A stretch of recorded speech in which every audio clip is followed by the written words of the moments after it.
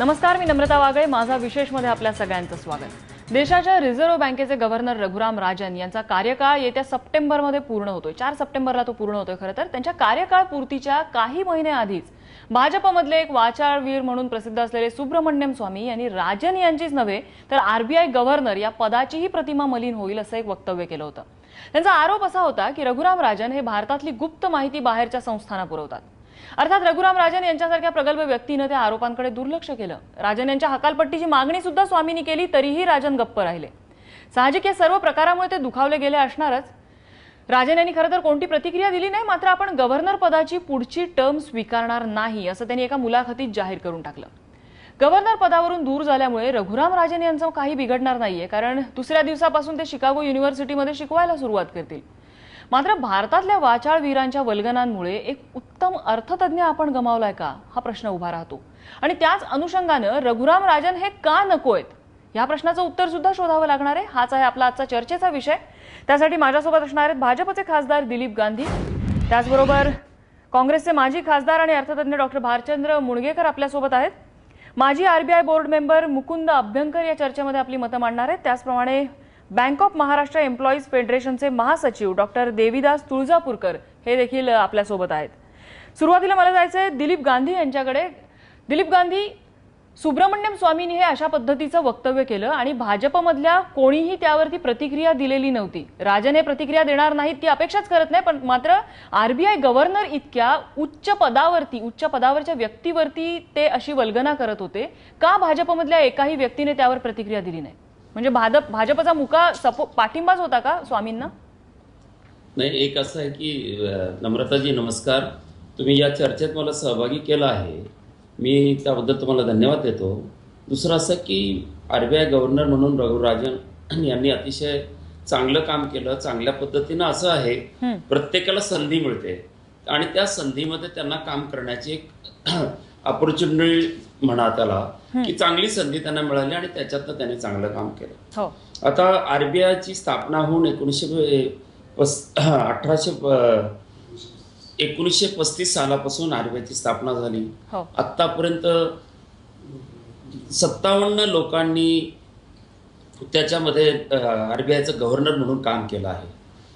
आणि आपल्या महाराष्ट्रातले सी.टी. देशमुख असतील, नाही दिलीप गांधी, आरबीआयचा इतिहास आपल्या सगळ्यांनाच माहिती आहे, तो किती उज्ज्वल आहे. आरबीआयचं आपल्या देशाच्या अर्थव्यवस्थेमधलं स्थान सुद्धा सगळ्यांना माहिती आहे. मुद्दा असा आहे की इतकी रेप्युटेड बँक आहे सगळ्या, आणि त्या बँकचे गव्हर्नर असलेल्या रघुराम राजन यांच्याबद्दल भाजपचे सुब्रमण्यम स्वामी अशा प्रकारचं भाष्य करतात आणि त्यावर भाजपच्या कोणाकडूनही प्रतिक्रियाच येत नाही.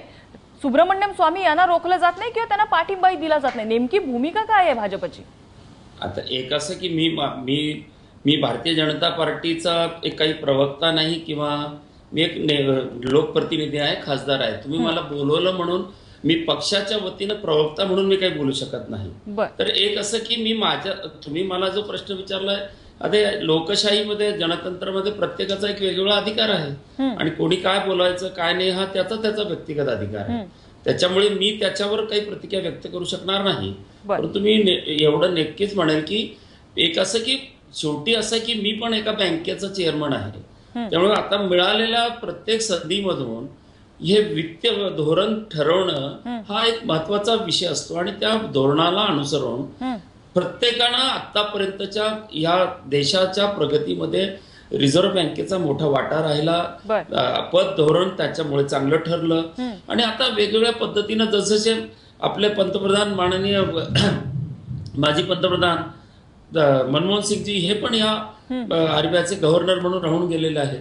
त्यामुळे असं काही नाही, प्रत्येक जण वेगवेगळ्या पद्धतीनं येतो. त्या वेळेसच्या परिस्थितीनुसार धाडसाना निर्णय कोण घेतं आणि देशाला पुढे जाणारं धोरण कोण ठरवतं ही त्या ठिकाणी बसलेल्या त्या माणसाचं कर्तृत्व ह्याच्यावर ते अवलंबून असतं. याच्याशी माझं दुमत नाही. मला एक फक्त सांगा, तुम्ही आता बँकेचे चेअरमन आहात, हा उल्लेख तुम्ही केलाय, म्हणून एक बँकेचे चेअरमन म्हणून आणि एक व्यक्ती म्हणून म्हणजे त्या संदर्भातलं आर्थिक गणित तुम्हाला नक्कीच समजत असणार आहे. सुब्रमण्यम स्वामी यांनी केलेले जे आरोप आहेत त्याचं तुम्हाला योग्य वाटलं की वाईट वाटलं रघुराम राजन यांच्यासारख्या व्यक्तीबद्दल? म्हणून मी पहिल्यांदाच तुम्हाला सांगितलं की आता लोकशाहीमध्ये त्यांचा कोणता त्यांनी त्यांचा अधिकार घेतला. तुम्हाला काय वाटतं, ते योग्य होतं की अयोग्य होतं? आता एक असं की आपलं त्याच्यावर मला कशाला त्याच्यावर प्रतिक्रिया द्यायची गरज नाही मला वाटत. बर, ठीक आहे. माझ्यासोबत भालचंद्र मुणगेकर आहेत. भालचंद्र मुणगेकर, काय तुम्ही सांगाल? अशा प्रकारचं रघुराम राजन यांच्याबद्दलचं हे वक्तव्य केलं जातं आणि त्याच्यामुळे रघुराम राजन कदाचित दुखावले गेले असतील आणि त्यांनी दुसरी टर्म स्वीकारणार नाही असं म्हटलंय.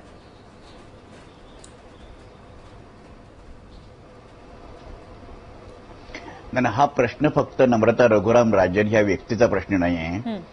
गेली अनेक वर्ष भारतीय राजकारणामध्ये सुब्रमण्यम स्वामी यांनी जो धुडगूस घातलेला आहे त्यामुळे ते संपूर्ण राजकीय जीवनामध्ये एक वाचाळ वीर म्हणून बेधडकपणे काही आरोप करण्यासाठी प्रसिद्ध आहेत. ते इथे प्रश्न असा आहे की रघुराम राजन हे गेल्यामुळे 3 वर्षानंतर या देशामध्ये फार मोठा अगदी धरणीकंप होईल, भूकंप होईल असं म्हणण्याचं काही कारण नाही. परंतु ज्या पद्धतीने रघुराम राजनांना जावं लागलं ही पद्धत जर पाहिली तर मोदी सरकारने ती फार मोठी चूक केली त्यांना गमावून, असं माझं स्पष्ट मत आहे. पहिली गोष्ट अशी आहे की रघुराम राजन यांचा कार्यकाळ 4 सप्टेंबरला पूर्ण होण्यापूर्वीच त्यांनी पीके सिन्हा कॅबिनेट सेक्रेटरी जे आहेत त्यांच्या अध्यक्षतेखाली कमिटी अपॉइंट केली.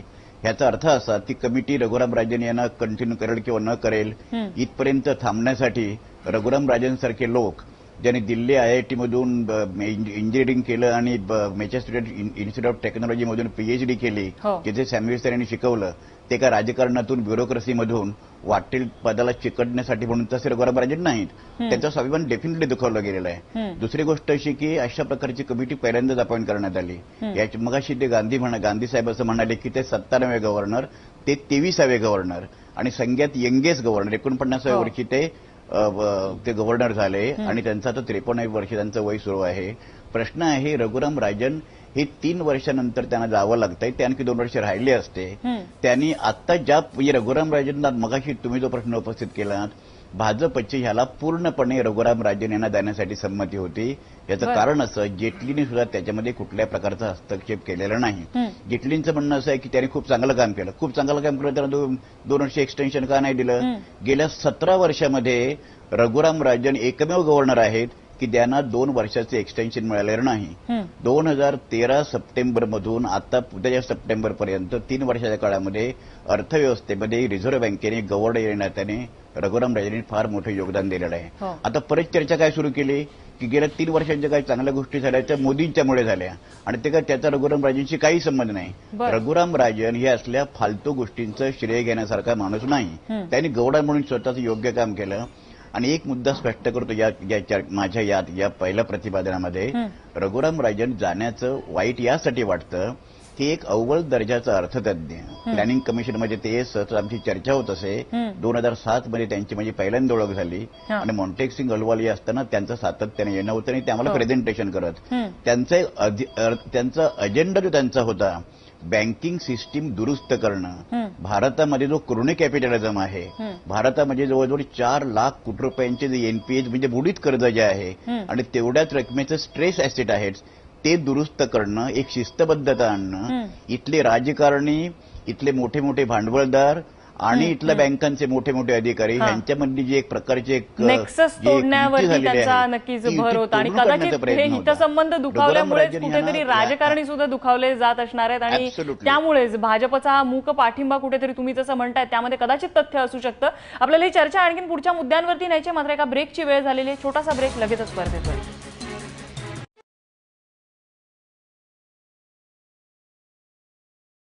ब्रेक नंतर आपलं स्वागत. तुम्ही पाहताय ABP माझा. आपली चर्चा सुरू आहे वाचाळ वीरांमुळे रघुराम राजन यांना गमवावं आपल्याला लागलं का.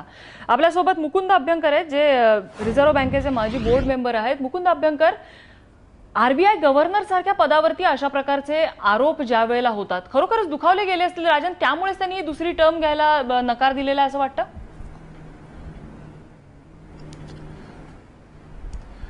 नम्रता, मला असं पहिलं म्हणायचं, एक थोडी दुरुस्ती पहिली करतो.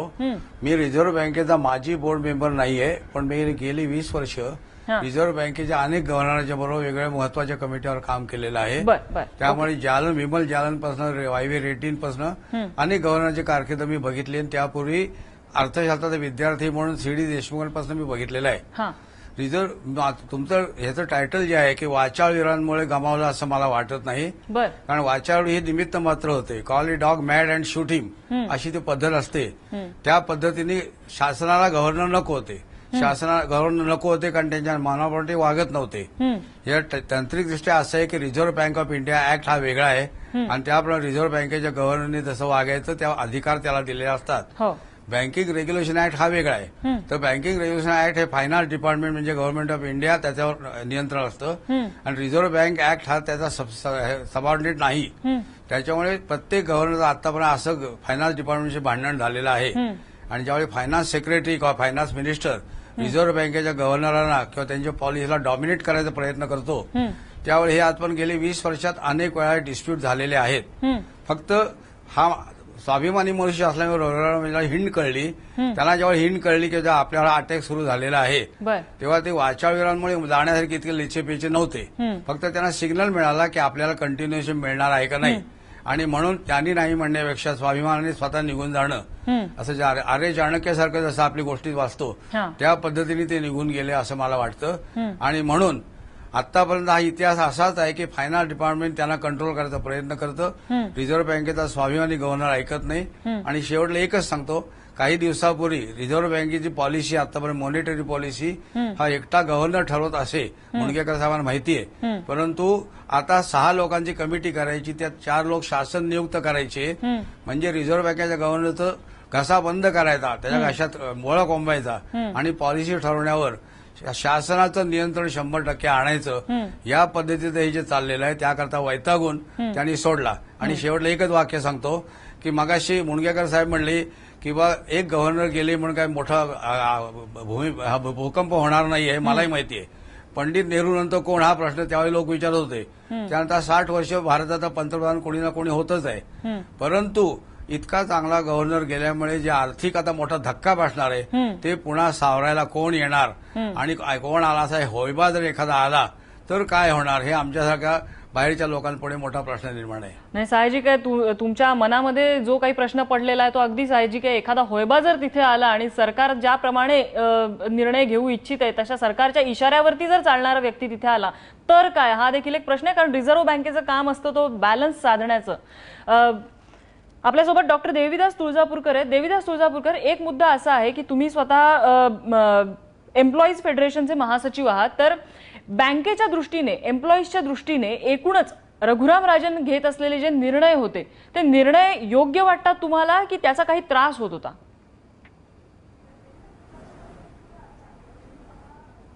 नाही त्यांचे निर्णय त्रासदायक होते वगैरे अशातला प्रश्न नाही.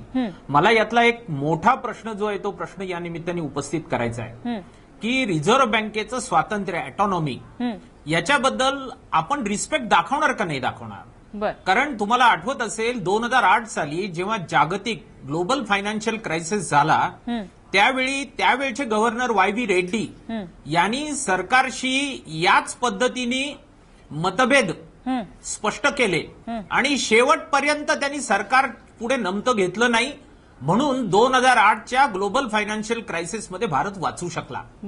आणि आज पण पुन्हा एका वेगळ्या अर्थाने अशीच एक क्रायसिस लाईक सिच्युएशन आलेली आहे. मी बँकेमध्ये काम करतो. बँकिंग इंडस्ट्रीमध्ये आज नॉन परफॉर्मिंग ऍसेट 5 लाख कोटीच्या वर गेलेले आहेत. एका वर्षात एनपीए मध्ये झालेलं ऍडिशन 3 लाख कोटीचं आहे. ते काही एका वर्षात झालेलं नाही. अनेक वर्षापासून साचलेले एनपीए एकदम ऍसेट क्वालिटी इन्स्पेक्शनच्या निमित्ताने पृष्ठभागावर आणले. मला वाटतं आज भारतामधल्या बँकिंग उद्योगाला जर वाचवायचं असेल तर रघुराम राजन यांच्यासारखं नेतृत्व हे भारतातल्या रिझर्व्ह बँकेला अत्यंत आवश्यक होतं. तर आणि तरच भारतातलं बँकिंग हे थोडं चांगल्या वळणावर येऊ शकलं असतं. म्हणून रिझर्व्ह बँकेची ऑटोनॉमी हा जो प्रश्न निर्माण झालेला आहे त्याच्याबद्दल आपण अधिक गांभीर्याने विचार करायला पाहिजे असं मला वाटतं. दिलीप गांधी, आता या आपल्या पॅनलवरच्या सगळ्याच मेंबर्सचं असं म्हणणं आहे की सरकारला रघुराम राजन नकोय. इतकं चांगलं काम करतात ते तुम्ही सुद्धा मान्य केलंय. सरकारला रघुराम राजन का नकोय? एक असं आहे की आता सांगितल्याप्रमाणे रिझर्व्ह बँकेचे गव्हर्नर म्हणून प्रत्येकाला वेगवेगळ्या पद्धतीचा वेगवेगळ्या ठिकाणी आलेल्या परिस्थितीला त्याचं कौशल्य हे कधी खुलून देतं की एखादं क्रायसिस आलं आणि त्या क्रायसिसमधून त्यांनी अतिशय चांगल्या पद्धतीनं आपल्या भारताला बाहेर काढलं. तेव्हा ते लक्षात येतं की या पॉलिसीमुळं हे अतिशय चांगल्या पद्धतीनं झालं. जसं आता रेड्डीचं उदाहरण दिलं गेलं वेगवेगळ्या लोकांचं उदाहरण दिलं गेलं, तेव्हा मला असं वाटतं की एक असं की सरकारला असं वाटतं का असं तुम्ही आता असं एक असं आहे की याच्या अगोदरच्या परिस्थितीमध्ये आणि आजच्या परिस्थितीमध्ये फार मोठा बदल झाला. आज आता देशामध्ये एका वर्षामध्ये 23 कोटी लोकांनी बँकेत अकाउंट उघडले. याच्या अगोदर एवढं बँकिंगशी लोक जुळले होते का? आज सकाळी मी सगळ्या आपल्या नॅशनल बँकेच्या आमच्या नगरमध्ये आम्ही मिटिंग केली. दिलीप गांधी, अकाउंट उघडलं ठीक आहे, पण त्यातले बहुतांश लोक व्यवहार कुठे करतात बँकेमध्ये? नाही करतील ना. आता एक असं आहे, पण दोन गोष्टी आहे ना. पहिली कोणी मोबाईल वापरत नव्हता, टेलिफोनही वापरत नव्हतं, टीव्ही पाहत नव्हता. परिस्थिती अनुसार हळूहळू माणसं शिकतात.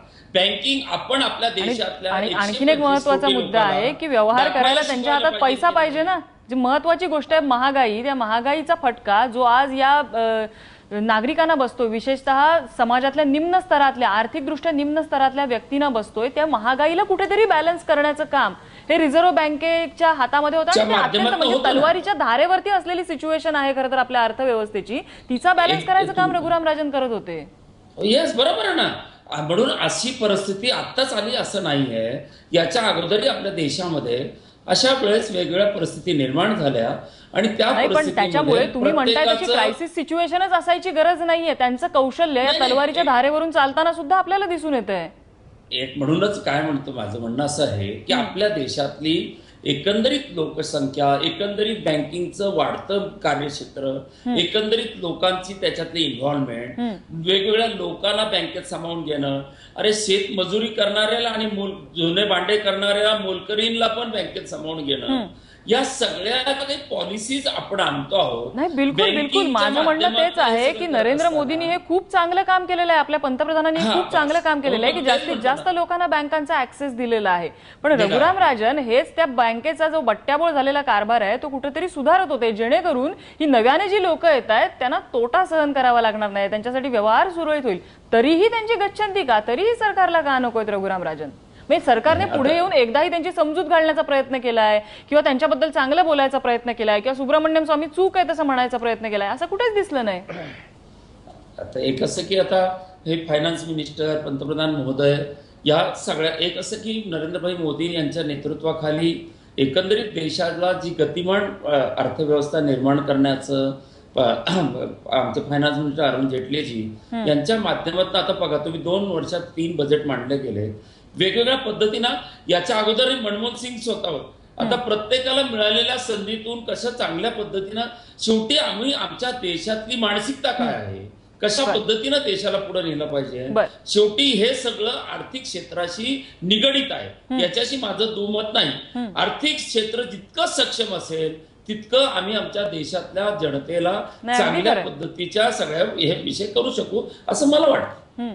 नाही, आणि नक्कीच. आणि आर्थिक क्षेत्राचा जो एक कणा ज्याला समजला जातो ते आपलं बँकिंग क्षेत्र, ते बँकिंग क्षेत्र त्यामध्ये असलेली जी काही गुंतागुंत आहे ती कुठेतरी सुरळीत करण्याचा प्रयत्न रघुराम राजन करत होते आणि त्यामुळे कदाचित त्यांचा या ठिकाणी बळी गेलाय का हा देखील प्रश्न. असं बळीच मला वाटत नाही. उलट सरकारने त्यांनी एनपीए वरचं जे धोरण स्वीकारलं त्या कधी नव्हे पहिल्यांदा एनपीए झालेल्या अकाउंटच्या बद्दलची माहिती जाहीर करण्याचं काम त्यांनी सुरुवात केली. सरकारनं त्याला प्रतिसाद दिला ना. ही माहिती नाही ते ह्याच्या अगोदर कुठे बाहेर येत होती. म्हणजे त्यांनी चांगलं जे केलं त्याला सरकारने सपोर्ट केलाच. बरं, मात्र त्यांना ज्या वेळेला त्यांचं टर्म वाढवून द्यायची वेळ आली त्यावेळेला मात्र सरकारमध्ये अळीमिळी गुपचिळी दिसते. हा कुठेतरी विरोधाभास आहे. या ठिकाणी एक छोट्याशा ब्रेकची वेळ झालेली आहे. देवीदास तुळजापूरकरांनाही काही बोलायचं आणि बालचंद्र मुणगेकर सुद्धा एक मिश्किल हास्य करतायत. ब्रेक नंतर आपण त्यांच्याकडे जाणार आहोत. लगेचच परत येतोय. बघत रहा एबीपी माझा.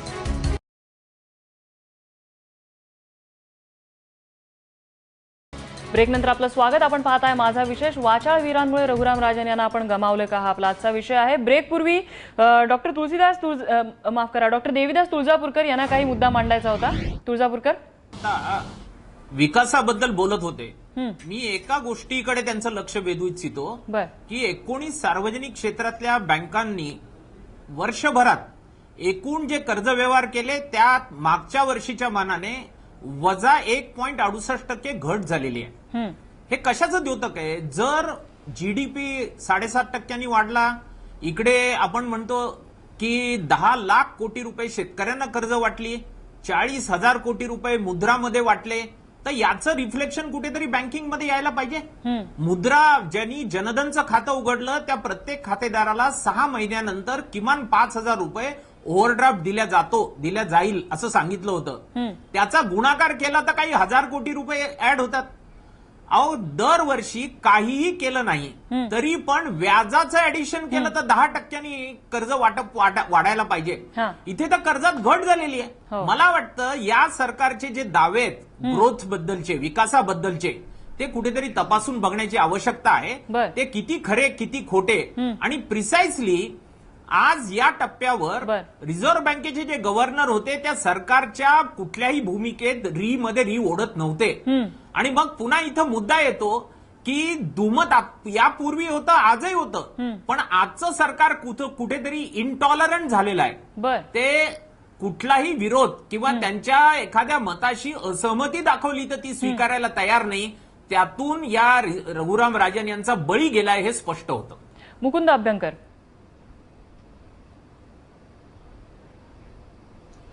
मी असा एक वेगळा मुद्दा मांडतो, तुम्ही तो मांडलेला आहे की हे उद्योगगृह मोठी आणि काही राजकारणी यांचंही षडयंत्र असू शकतं का, हे नक्की असं वाटण्यासारखी परिस्थिती आहे. कारण आतापर्यंत आता तुळजापूरकर म्हणले त्याप्रमाणे वर्षानुवर्ष साठलेले एनपीए आज बाहेर का आले, तर ऍसेट क्वालिटी रिव्ह्यू हे जे यांनी नवीन तत्व डिसेंबरमध्ये आणलं आणि त्यानंतर राष्ट्रीयकृत बँकांचे एनपीए धडा उघडे पडायला लागले. आतापर्यंत ते सतरंजी खाली लपवले जात होते. त्याला सीडीआर म्हणजे कॉर्पोरेट डेट रिस्ट्रक्चरिंग या नावाखाली ते पुन्हा रिन्यू केलं जात होतं आणि त्यासाठी फक्त 5% प्रोव्हिजन केली जात होती.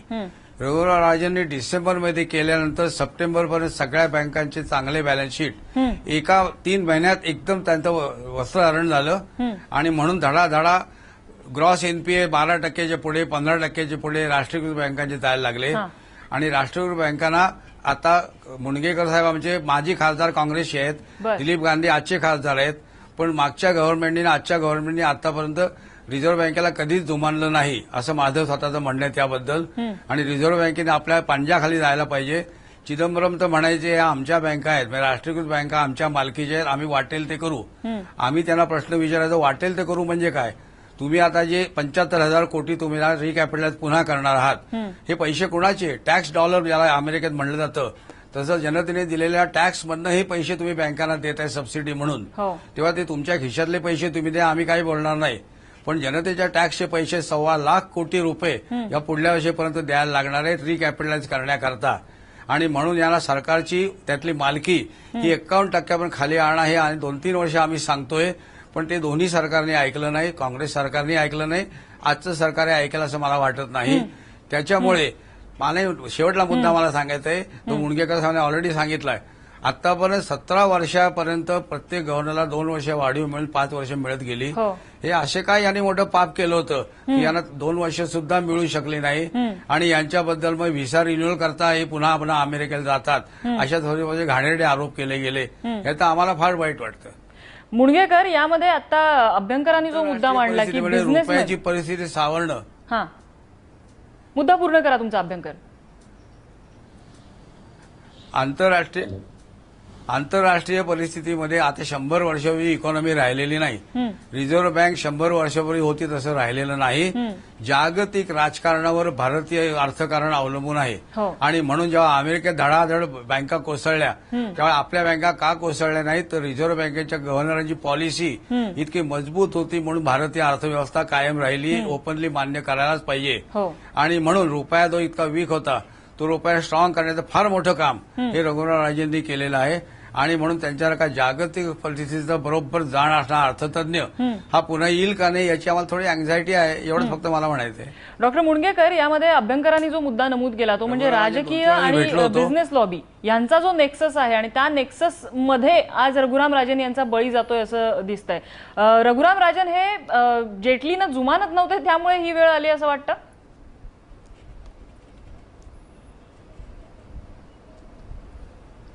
नाही, असं नाही, जेटलीनं जमानत नाही अशा पद्धतीने आपल्याला त्याची 1-to-1 चर्चा करता येणार नाही. 2-3 मुद्दे मी या आता संपूर्ण तुमच्या सेगमेंटमध्ये 3-4 मुद्दे फक्त त्रोटकमध्ये मानतो.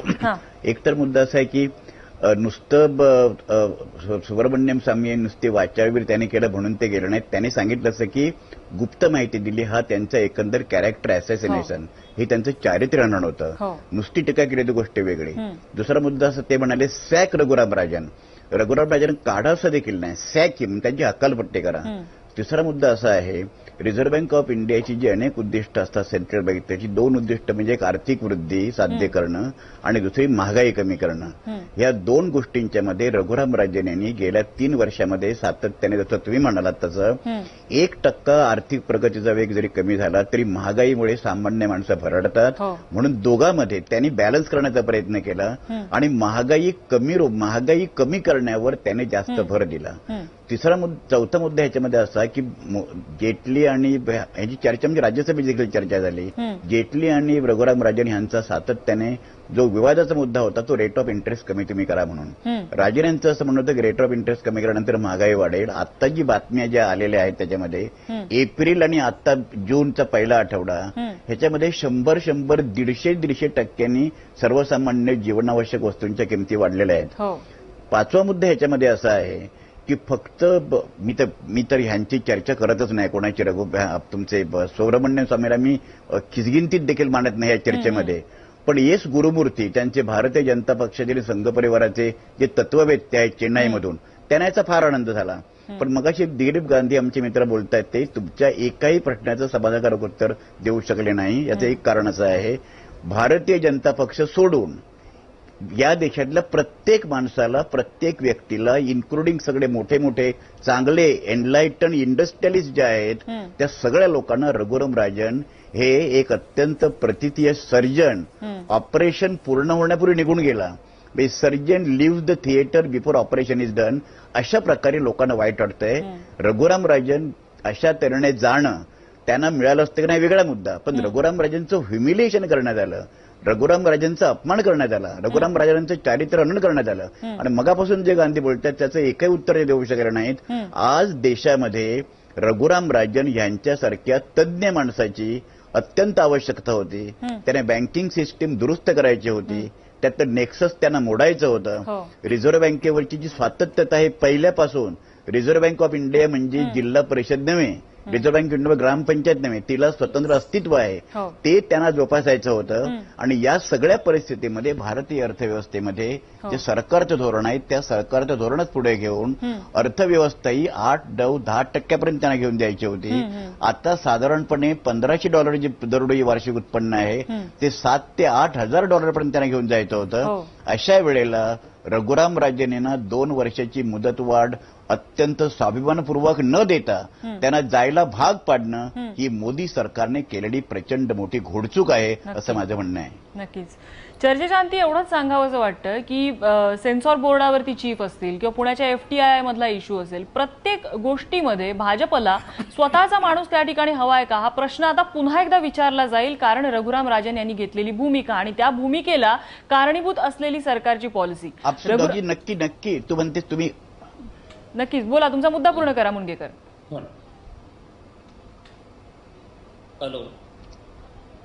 नाही, तुम्ही जे म्हणता आता मला माहित नाही, म्हणजे मी मगाशी जे म्हटलं की रघुराम जयकडे दुसरा कोण येणार नाही असं नाही, परंतु एकूणच भारतीय जनता पक्ष पूर्वी मगाशी असे अभ्यंकर जसं म्हणाले तशा पद्धतीने पूर्वीच्या सरकारने सुद्धा सातत्याने रिझर्व्ह बँक आपल्या कंट्रोलखाली राहायला असा प्रयत्न केला, पण ते या लेव्हलला गेले नव्हते. म्हणजे रिझर्व्ह बँकेचा ऑफ इंडियाचा गव्हर्नर जाण्यासाठी त्याचं चारित्र्यन नव्हतं केलं. मी मगाशी म्हटल्या पद्धतीने पहिल्यापासून गेल्या 17 वर्षामध्ये प्रत्येक गव्हर्नरला 2-2, 3-3 वर्षाची, हे कसं रघुराम राजनचा कार्यकाळ पूर्ण होण्यापूर्वी 6 लोकांची कमिटी अपॉइंट करणं किंवा त्याची मॉनिटरी पॉलिसी कमी करणं आणि त्याच्यामध्ये मग त्यांनी आग्रह धरला की मॉनिटरी पॉलिसी कमिटीमध्ये गव्हर्नरला प्राधान्य असेल असं जेव्हा राज्यांनी आग्रह धरला तेव्हा काम करतोय व्यक्ती त्या गव्हर्नरला पाय उतार करायला लावणं आणि त्याचबरोबर कुठेतरी रिझर्व्ह बँकेची ऑटोनॉमी ही कुठेतरी धोक्यात येते का हा देखील प्रश्न जो तुळजापूरकरांनी या ठिकाणी उपस्थित केला तो प्रश्न देखील यामध्ये बघण्याची गरज आहे. रघुराम राजन तर या ठिकाणी पदावरून जातील, त्यांच्या जागी दुसरा कोणीतरी येईल, पण रिझर्व्ह बँकेची ऑटोनॉमी धोक्यात आली तर भारतीय अर्थव्यवस्थेला भविष्यात काय दिवस पाहावे लागतील याची कल्पनाच केलेलं बरं. आपण या ठिकाणी आशा करूया की अशा प्रकारचे जे काही व्यवहार नव्या सरकारने केलेले आहेत, ज्या काही नव्या पॉलिसीज आणण्याचा प्रयत्न करतोय, त्याने सामान्य माणसाला त्याचा फटका बसणार नाही याची काळजी हे सरकारने घेतली म्हणजे मिळवलं. या चर्चेसाठी सर्व मान्यवरांनी आपल्याला वेळ दिला त्याबद्दल त्यांचे आभार. माझा विशेषमध्ये आज इथेच थांबतोय. बघत रहा एबीपी माझा.